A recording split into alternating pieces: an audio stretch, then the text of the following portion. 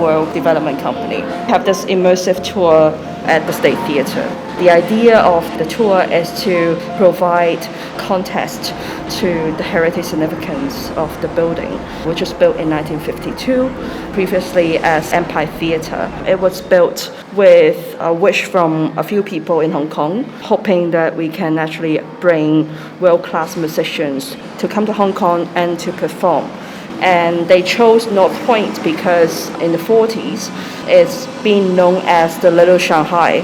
And when you say Little Shanghai, it means that you have nighttime entertainment, live music, Shanghainese Western diners and so forth.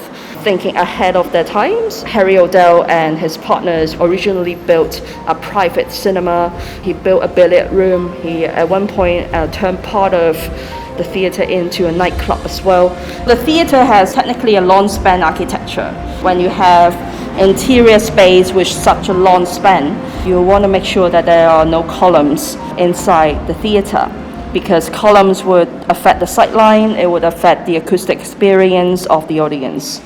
The only way that you can actually hold on to the ceiling is to build exoskeleton parabolic trusses at the rooftop, reallocating the loading of the ceiling onto the two sides of the building. It was a highly successful theatre in terms of reputation and prestige, but not so much when it comes to business sustainability.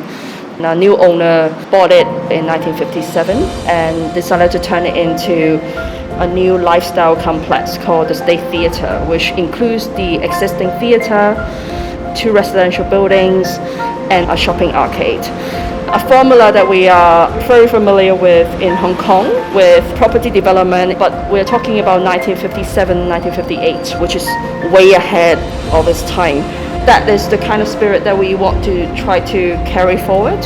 The State Theatre building is a Grade 1 historic building. You get to actually see some of the shops that remained in the shopping arcade in the past decade. One of them being a hair salon. It's a very typical 1970s shopfront. It doesn't actually feel like an arcade. It feels more like entering an old neighborhood. What we're trying to do right now is look into how we can actually interpret these essence in our future developments. We have documented everything. We are working with conservation architect Purcell and also our social history consultant. So they're working with us to identify items and particularly pieces of artifacts that would help us to interpret the significance of not just the theatre, but also the residential blocks and the shopping arcade.